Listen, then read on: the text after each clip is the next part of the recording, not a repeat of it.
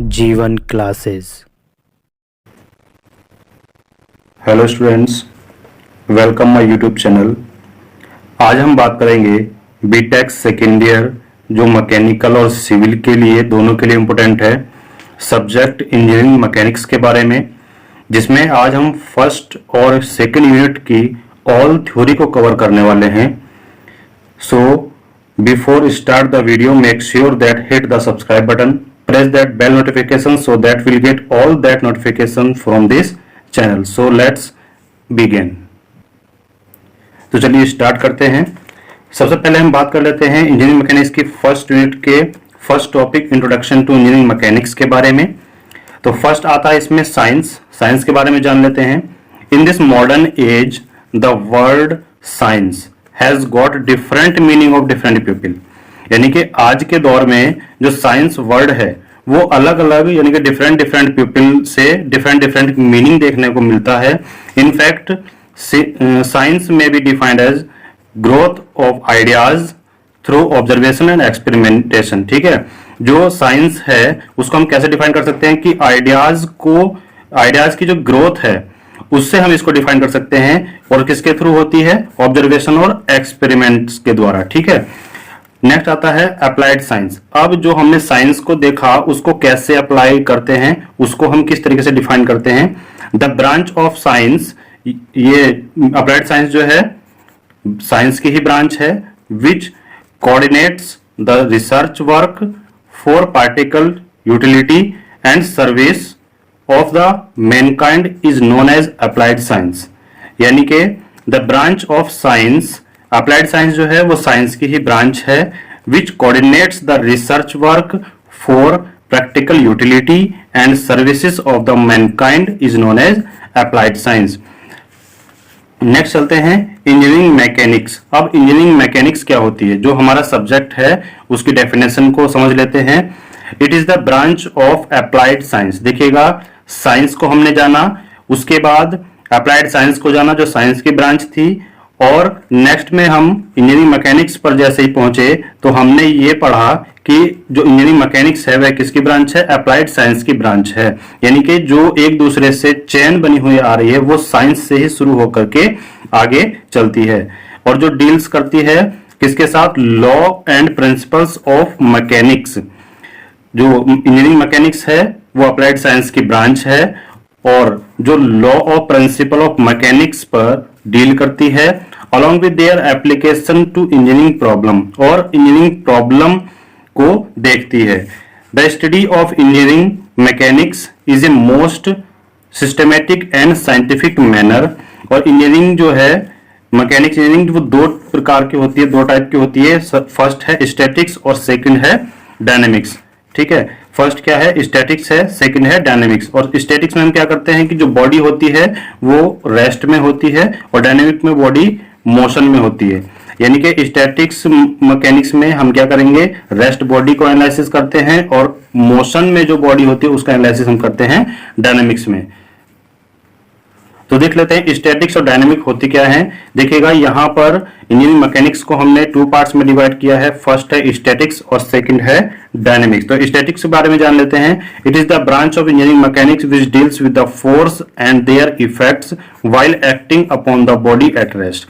कहने का मतलब ये है कि स्टैटिक्स जो है वो इंजीनियरिंग ब्रांच की, इंजीनियरिंग मैकेनिक्स की एक ब्रांच है, और जो डील्स करती है फोर्स के और उसके इफेक्ट्स पर। ठीक है, मान लिया हमारे ये एक ऑब्जेक्ट है और इस पर हम एक फोर्स लगा रहे हैं, तो इस फोर्स का जो भी इफेक्ट होगा, ठीक है, उसको हम स्टडी करेंगे स्टैटिक्स में, जबकि ये जो ऑब्जेक्ट है वो रेस्ट में होना चाहिए, यानी कि upon the body at rest. ठीक है, नेक्स्ट में चलते हैं डायनेमिक्स पर। डायनेमिक्स में क्या होता है? It is the branch of engineering science which deals with the force and there effects. देखिएगा, यहां पर भी जो डील्स की जा रही है वो किसके साथ है? फोर्स के और उसके इफेक्ट के साथ है, but while acting upon the body in motion. यहां पर एक कंडीशंस को चेंज कर दिया गया है कि स्टैटिक्स में क्या था? बॉडी रेस्ट में थी, और डायनेमिक में क्या है? बॉडी मोशन में है। होता दोनों में एक ही है कि जो डील्स होती है वो किसके साथ है? फोर्स के और उसके इफेक्ट के अकॉर्डिंग ही हम डील करते हैं। लेकिन अगर बॉडी रेस्ट में है तो उस पर फोर्स जो लगा हुआ है उसके इफेक्ट के बारे में जो स्टडी करेंगे वो करेंगे स्टैटिक्स में। और अगर बॉडी हमारी मोशन में है और उसके ऊपर जो फोर्स लगा हुआ है उसकी हम स्टडी करेंगे, वो करेंगे डायनेमिक में। नेक्स्ट चलते हैं। अब देखिएगा डायनेमिक को भी हमने 2 कैटेगरीज में डिवाइड किया है, काइनेटिक्स और काइनेमेटिक्स में। अब देखिएगा काइनेटिक क्या होती है, it is the branch of dynamic. अब ये जो है ब्रांच किसकी है, डायनेमिक की ब्रांच होती है। डायनेमिक में क्या होता है, बॉडी जो है मोशन में होती है, which deals with the body in motion due to an application of forces. अब देखिएगा काइनेटिक्स में क्या कहा गया है कि ये डायनेमिक्स की तो ब्रांच है जिससे कि बॉडी तो मोशन में होगी, लेकिन किसके कारण होगी, एप्लीकेशन ऑफ फोर्सेस, कोई उस पर फोर्स काम कर रहा है उसके कारण जो है बॉडी मोशन में होगी। तो हम इसकी स्टडी किस में करते हैं, काइनेटिक्स में करते हैं। अब देखिएगा काइनेमेटिक्स। काइनेमेटिक्स क्या होता है, which deals with the body in motion without any reference to the forces which are responsible for the motion. अब हम इसमें ऐसे फोर्स की स्टडी करते हैं जो उसके जो बॉडी है उसके मोशन के लिए रेस्पॉन्सिबल नहीं है। क्लियर है। नेक्स्ट चलते हैं फोर्स। फोर्स क्या होता है, the force is an important factor in the field of mechanics. जो फोर्स है वो मैकेनिक्स की फील्ड में एक इंपॉर्टेंट फैक्टर है, which may be broadly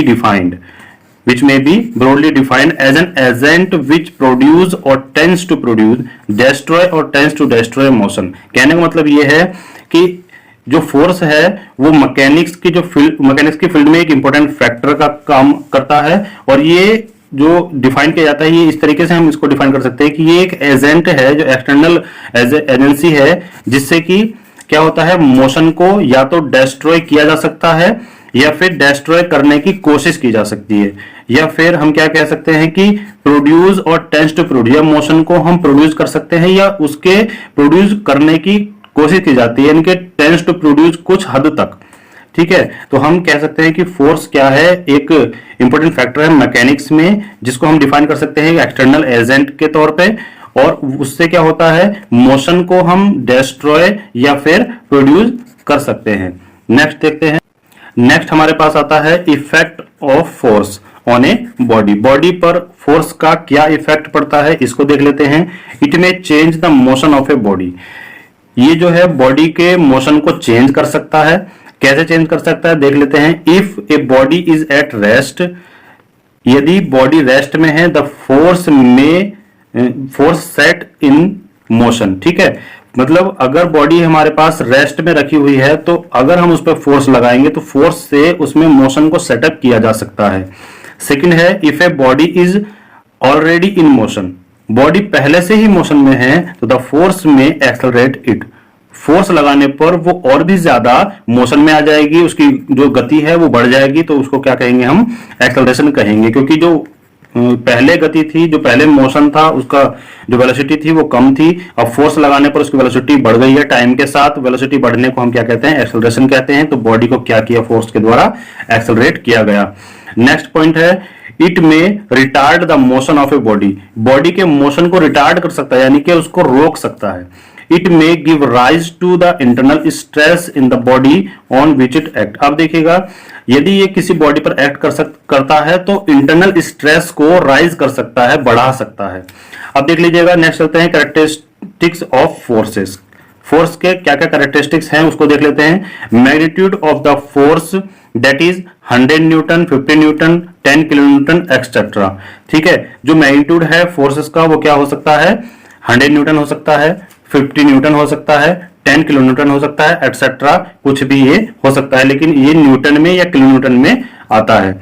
the direction of the line along which the force act, it is also known as line of action of forces. यानी कि जो फोर्स की लाइन ऑफ एक्शन होती है direction में, वो क्या होती है, लाइन ऑफ एक्शन कहलाती है। मतलब कोई हमारे पास ये बॉडी है, उस पर ये फोर्स काम कर रहा है, इसकी लाइन ऑफ एक्शन यहां पर हम शो कर सकते हैं। तो इसी लाइन ऑफ एक्शन को हम क्या बोलते हैं, it is also known as the line of action of force. इस फोर्स की लाइन ऑफ एक्शन बोलते हैं। यानी कि अगर इस फोर्स को हम यहां पर दर्शा दें, यहां पर इसको दिखाएं, तो ये क्या बन जाता है, प्रिंसिपल ऑफ ट्रांसमिसिबिलिटी बन जाता है। इसी को हम क्या बोल सकते हैं, line of action of forces. ये जो लाइन आपको दिखाई दे रही है। नेक्स्ट पॉइंट है नेचर ऑफ फोर्सेस। अब देखिएगा, फोर्स का नेचर कैसा हो सकता है, फोर्स का नेचर पुल या पुश हो सकता है, या तो वो धकेलने वाला हो सकता है या फिर वो खींचने वाला हो सकता है। ठीक है, यानी कि हम उसको या तो पुल के नेचर में देखते हैं या फिर उसको पुश के नेचर में देखते हैं। जो भी हमारे पास फोर्स होगा उसके हम इस तरीके से, या फिर टेंसाइल हो सकता है, कंप्रेसिव हो सकता है, ये हमारे पास जो है नेचर ऑफ फोर्सेस है। नेक्स्ट आता है principle of transmissibility of forces. Principle of transmissibility of forces क्या है, स्टेटमेंट देख लेते हैं। If a force act at any point on A rigid body, यदि कोई फोर्स रिजिड बॉडी के किसी पॉइंट पर एक्ट करता है, it may also be consider to act at any other point on it line of action. तो हम क्या कर सकते हैं, उसी के यानी कि फोर्स की लाइन ऑफ एक्शन में हम उसको किसी अदर पॉइंट पर कंसीडर कर सकते हैं, provide this point is rigidly connected with body. लेकिन ये एक शर्त है कि जो भी पॉइंट हम उस फोर्स को प्रोवाइड करेंगे अदर पॉइंट, तो वो जो है रिजिडली कनेक्ट होना चाहिए उस बॉडी के साथ में।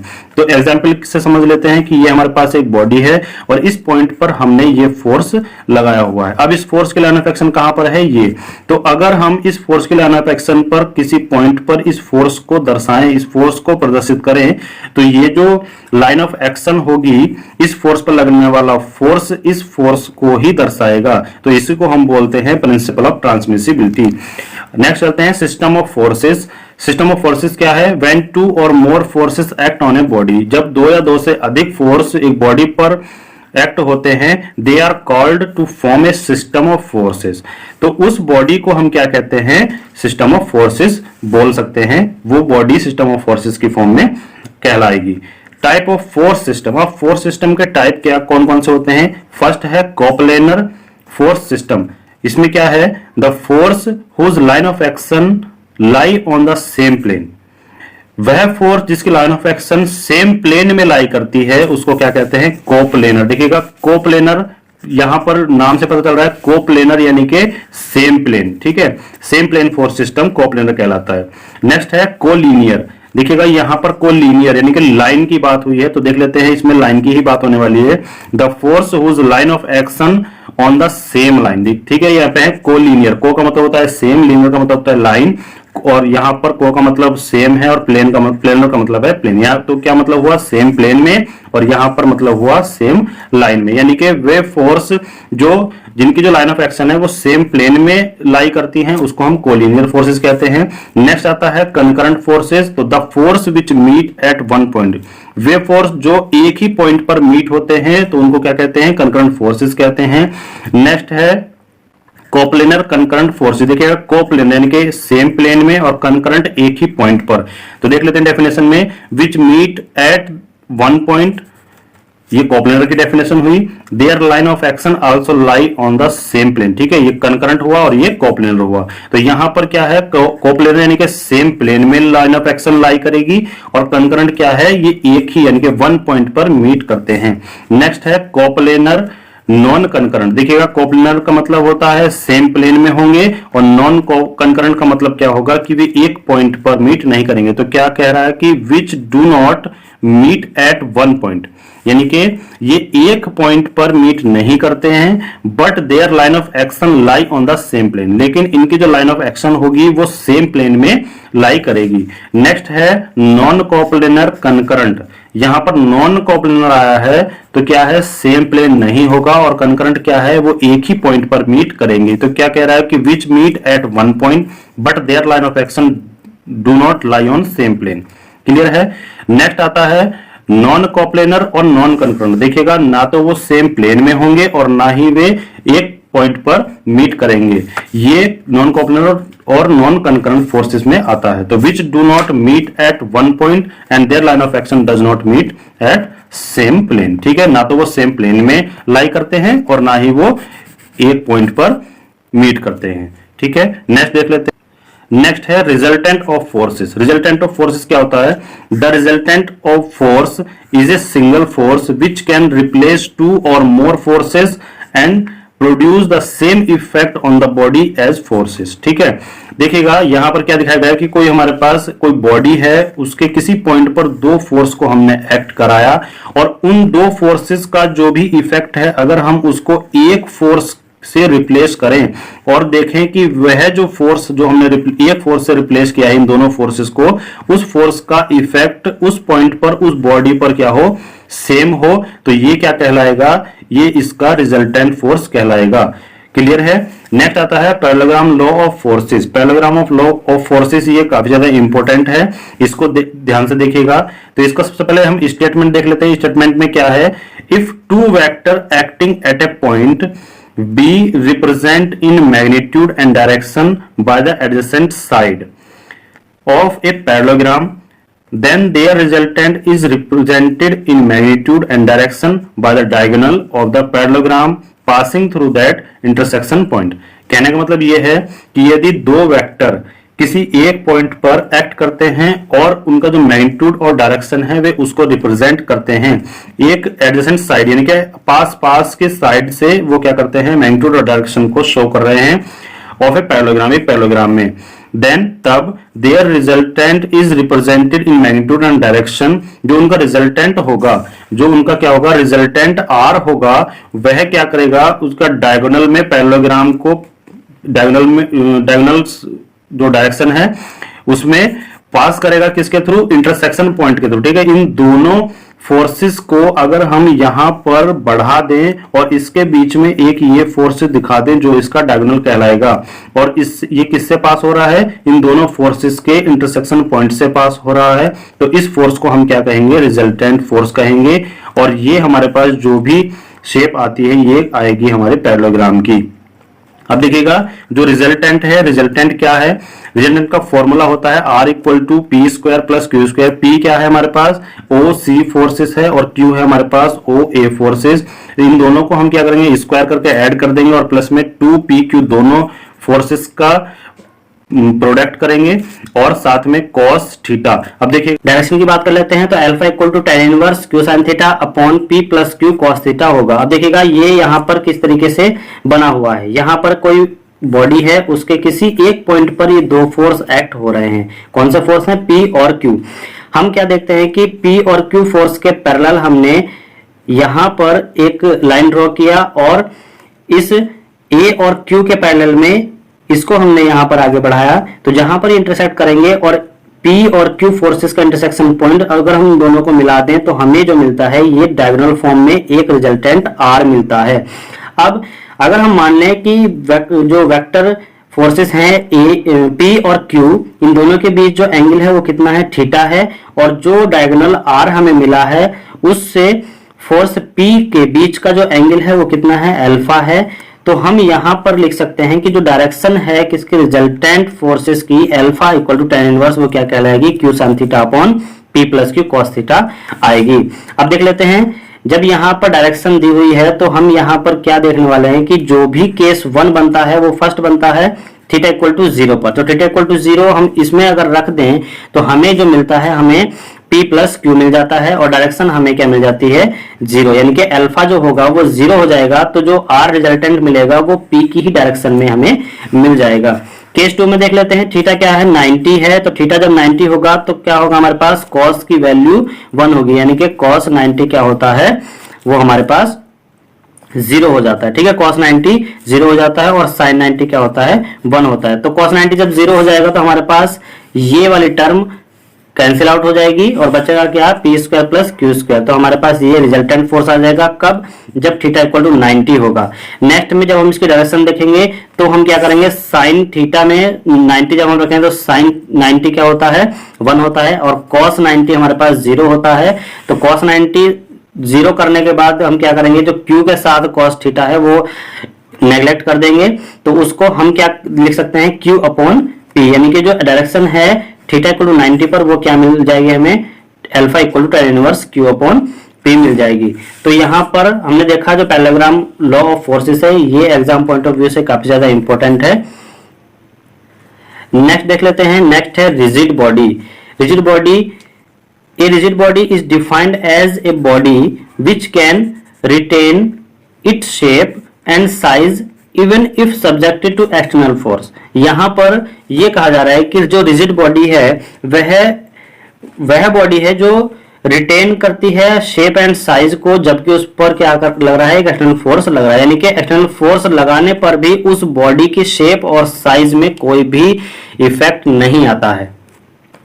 नेक्स्ट देख लेते हैं moment of forces. Moment of forces क्या होता है? The moment of force is equal to the product of the forces and the perpendicular distance of the point about moment of required. यानी कि जो मोमेंट ऑफ फोर्सेस होता है वो क्या होता है? प्रोडक्ट होता है फोर्स का और उसके परपेंडिकुलर डिस्टेंस का, किस पॉइंट से? जिस पॉइंट से हम जो मोमेंट ऑफ फोर्सेस निकाल रहे हैं। जैसे हमने यहां पर लिखा हुआ है कि एक बॉडी है, उसके P पॉइंट पर हम मोमेंट ऑफ फोर्सेस निकालना चाह रहे हैं और यहां पर किसी एक पॉइंट पर यहां P फोर्स एक्ट कर रहा है, तो P फोर्स P पॉइंट से L डिस्टेंस पर है और जो P पॉइंट है वो P फोर्स से L दूरी पर लगा हुआ है, तो इसकी जो लंबवत यानी कि परपेंडिकुलर डिस्टेंस हो जाएगी वो कितनी है? L है। और हमें मोमेंट ऑफ फोर्सेस में क्या बताया गया था कि जो मोमेंट ऑफ फोर्स होता है वो क्या होता है? उस पॉइंट के अबाउट, जिस पॉइंट के अबाउट हम मोमेंट ऑफ फोर्सेस निकाल रहे हैं, लगने वाले फोर्स के परपेंडिकुलर डिस्टेंस के प्रोडक्ट के बराबर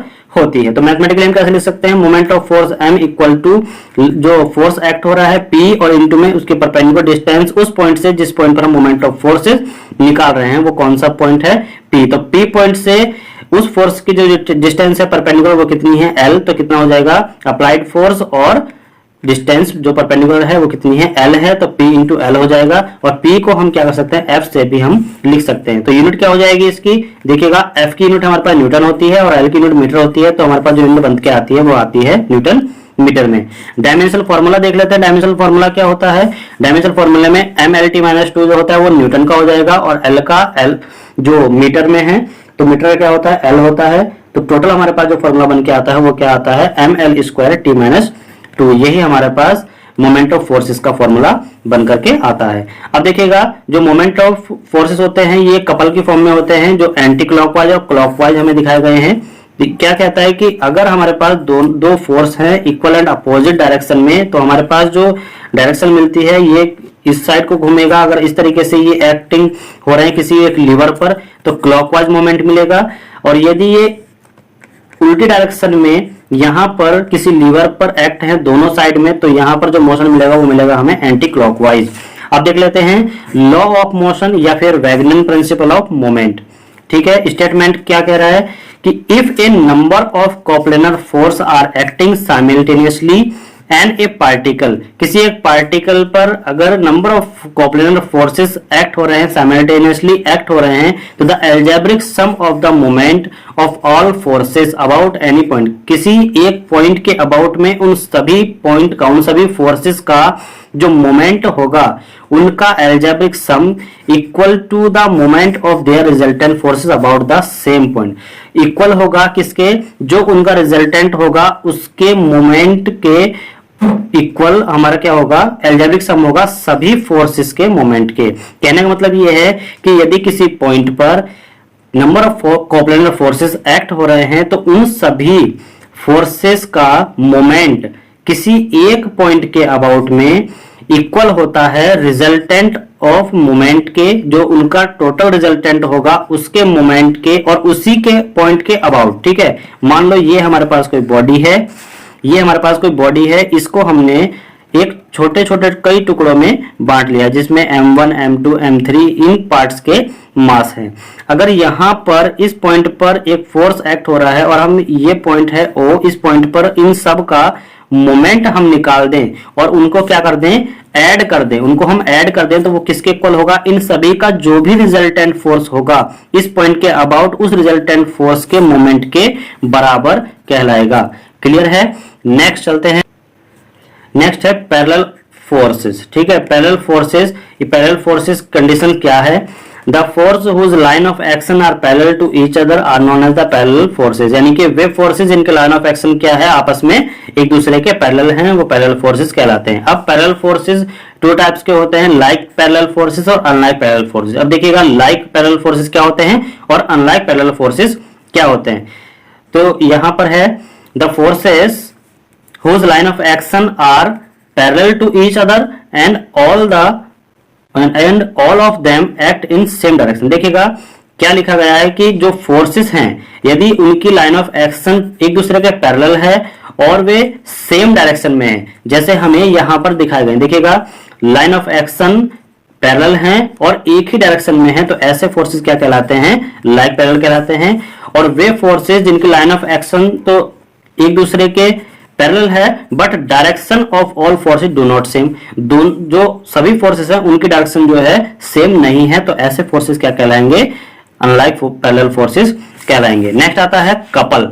अब कपल देख लेते हैं, a pair of two equal and unlike parallel force. देखिएगा अनलाइक पैरेलल फोर्सेस की बात यहां पर की गई है, तो जब हम दो इक्वल फोर्सेस को, कौन से फोर्सेस होते हैं, अनलाइक पैरेलल फोर्स, ठीक है, इक्वल अनलाइक पैरेलल फोर्सेस को पेयर के रूप में देखते हैं तो हमें एक कपल मिलता है, ठीक है। मतलब कहने का यह है कि जो फोर्स है, और देखिए अनलाइक पैरेलल फोर्सेस कैसे फोर्स होंगे, फोर्स इक्वल इन मैग्नीट्यूड, दोनों के जो मैग्नीट्यूड होंगे वो सेम होंगे, and line of action parallel to each other, और जो उनकी लाइन ऑफ एक्शन होगी वो एक दूसरे के पैरेलल होगी इन अपोजिट डायरेक्शन, और किस डायरेक्शन में, अपोजिट डायरेक्शन। देखिएगा यहां पर ये शो किया गया है कि एक लीवर है और दो फोर्सेस इस पर काम कर रहे हैं जिनका मैग्नीट्यूड क्या है, सेम है, और इनकी लाइन ऑफ एक्शन एक दूसरे के पैरेलल है बट डायरेक्शन इज अपोजिट, यानी कि इन दोनों की डायरेक्शन जो है वो क्या है, अपोजिट है। तो हमें जो इन फोर्सेस से इफेक्ट मिलेगा वो एक कपल का इफेक्ट मिलता है। क्लियर है। नेक्स्ट चलते हैं। नेक्स्ट आता है लामी थ्योरम। लामी थ्योरम फ्रेंड्स ये जो है बहुत ज्यादा इंपॉर्टेंट है, इससे न्यूमेरिकल क्वेश्चन जो है वो आता ही आता है एग्जाम में, तो इसको ध्यान से देखिएगा।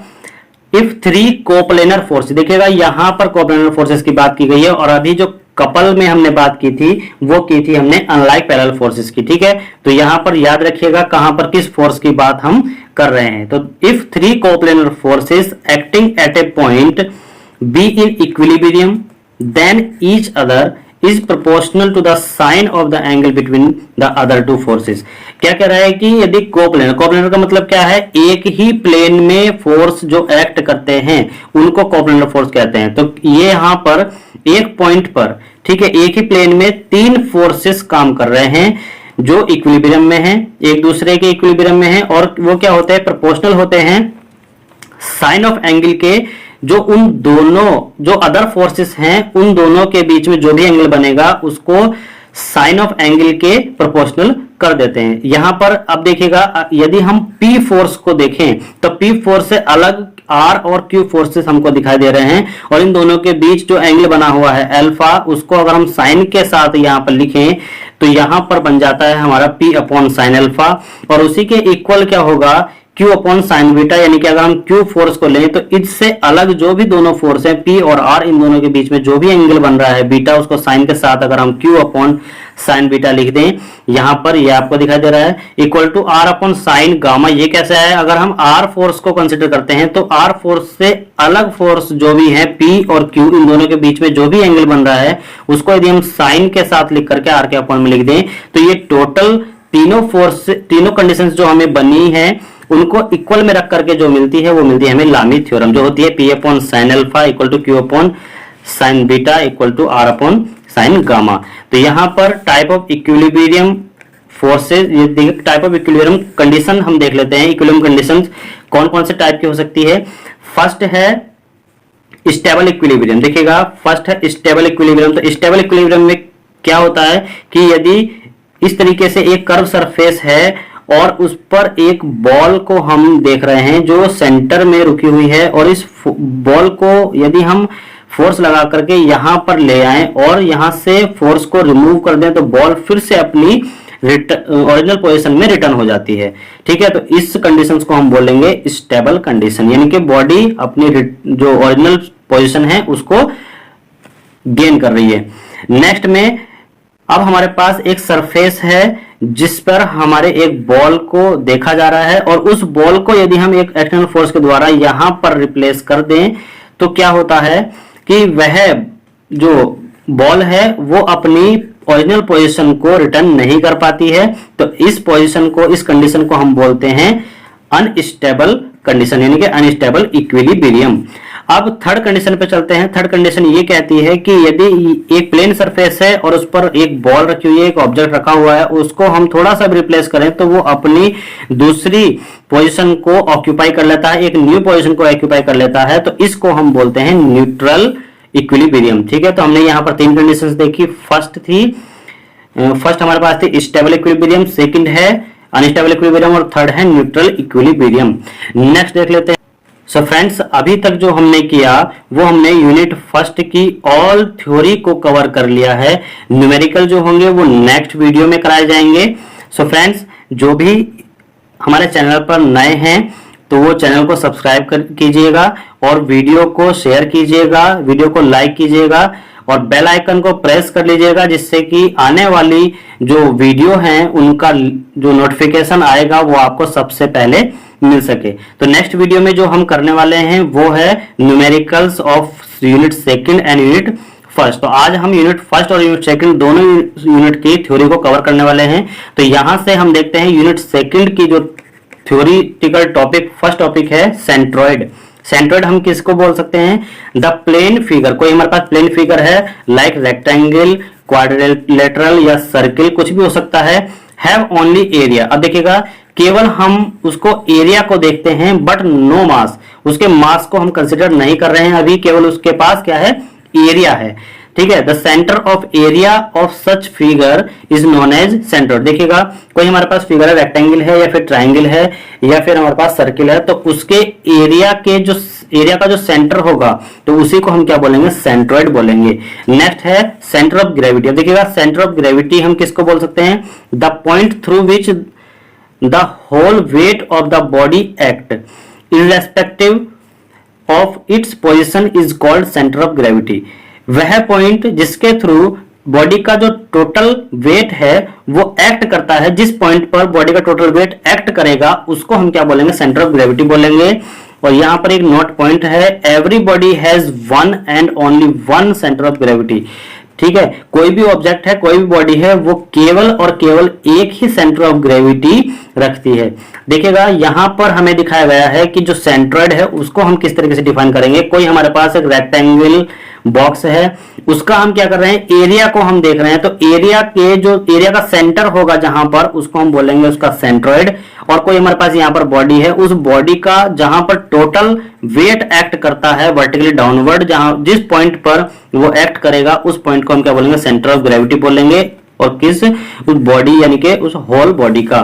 तो centre of gravity of plane figure. Next है centre of gravity of plane figure. देख लेते हैं किस तरीके से हम इसको डिफाइन करते हैं। द प्लेन जियोमेट्रिक फिगर, जैसे कि टी सेक्शन हो सकता है, आई सेक्शन हो सकता है और एल सेक्शन हो सकता है, एटसेट्रा, कुछ भी हम इसको मान सकते हैं। यानी जियोमेट्रिक फिगर है कोई, have only area but no mass. उसमें क्या देख रहे हैं हम कि उसमें केवल हम एरिया को देखते हैं, मास को नहीं देखते। मतलब जब हम न्यूमेरिकल करेंगे तो कोई हमारे पास ये टी सेक्शन है, इसका अगर हमें सेंटर ऑफ ग्रेविटी या सेंट्रॉइड फाइंड करना है तो हम इसके एरिया को देखते हैं, ना कि इसके मास को। तो the centre of gravity centroid found by, किससे फाइंड करते हैं? Centroid about x axis of given shape. कोई भी हमारे पास शेप गिवन है, आई सेक्शन, टी सेक्शन या एल सेक्शन हो सकता है, तो उस सेक्शन का एक्स एक्सिस के अबाउट अगर हम सेंट्रॉइड निकालेंगे तो वो क्या होगा? A1। यानी कि अगर इस तरीके की शेप है तो ये A1 हो जाएगा और इस भाग को हम क्या कहेंगे? A2 कहेंगे। तो A1x1 plus A2x2 plus dot dot dot N तक चला जाएगा, जितने भी हम इसमें पार्ट बनाएंगे, और अपन में क्या हो जाएगा? टोटल जो भी पार्ट्स हैं उनका एरिया का सम हो जाएगा। ऐसे ही इसी प्रकार हम क्या कर सकते हैं? Centroid about Y axis. तो वाई एक्सिस में क्या होगा? A1 y1 plus A2 y2 plus dot dot dot N तक चला जाएगा और अपॉन में टोटल नंबर ऑफ एरियाज जो थे उनका सम हो जाएगा। अब एक बात यहां पर ध्यान रखिएगा कि अगर बॉडी सिमेट्री है, ठीक है, एक्स एक्स के अबाउट सिमेट्री है, तो वाई अक्ष पर जो भी सेंट्रॉइड होगा वो 0 हो जाएगा।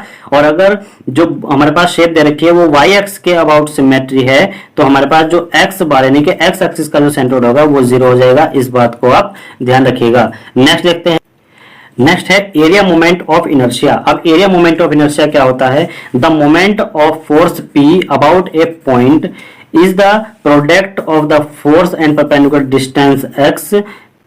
क्या हो जाएगा? Px हो जाएगा। मतलब क्या है कि किसी पॉइंट पर एक मोमेंट ऑफ फोर्स का एक्ट हो रहा है जो है P, और एक उस पॉइंट से परपेंडिकुलर डिस्टेंस उसकी कितनी है? x है। तो उन दोनों का जो प्रोडक्ट होगा वो Px होगा, जिसको हम क्या कहेंगे? मोमेंट ऑफ फोर्स कहते हैं। नेक्स्ट में if this moment is again, जो हमारे पास मोमेंट आया P इंटू एक्स, उसको अगेन मल्टीप्लाई कर दें परपेंडिकुलर डिस्टेंस x से, तो हमें Px स्क्वायर मिल जाता है। और जो क्वांटिटी हमें मिलती है Px स्क्वायर, वो क्या, उसको हम क्या बोलते हैं? Moment of moment of force बोलते हैं। मोमेंट ऑफ फोर्स, या हम बोल सकते हैं सेकंड मोमेंट ऑफ फोर्सेस, या उसी को हम बोलते हैं moment of inertia. Next point देख लेते हैं, when the consider of area that body is called area moment या सेकंड मोमेंट ऑफ एरिया। यदि हम बॉडी का केवल एरिया कंसीडर करते हैं तो जब हम मोमेंट निकालते हैं तो उस मोमेंट को हम बोलते हैं सेकंड मोमेंट ऑफ एरिया। और यदि हम बॉडी का मास कंसीडर करें तो तब हम मोमेंट निकालेंगे तो मोमेंट कहलाएगा सेकंड मोमेंट या फिर मास moment of inertia. So friends, आज के लिए बस इतना ही। तो नेक्स्ट वीडियो में जो हम देखेंगे इन दोनों यूनिट के न्यूमेरिकल्स हम करेंगे। न्यूमेरिकल्स काफी ज्यादा इंपॉर्टेंट्स हैं, और जो मोमेंट ऑफ इनर्शिया के न्यूमेरिकल हैं और जो लामिस थ्योरम के न्यूमेरिकल्स हैं और फ्रिक्शंस को भी हम उसमें डिस्कस करने वाले हैं। तो बने रहिएगा आपके अपने चैनल जीवन क्लासेस में। और जो स्टूडेंट्स इस वीडियो पर नए हैं, इस चैनल पर नए हैं, वो चैनल को सब्सक्राइब कीजिएगा और बेल आइकन को जरूर प्रेस कर लीजिएगा, जिससे कि आने वाली सभी वीडियो का नोटिफिकेशन आपको सबसे पहले मिल सके। Thanks for watching.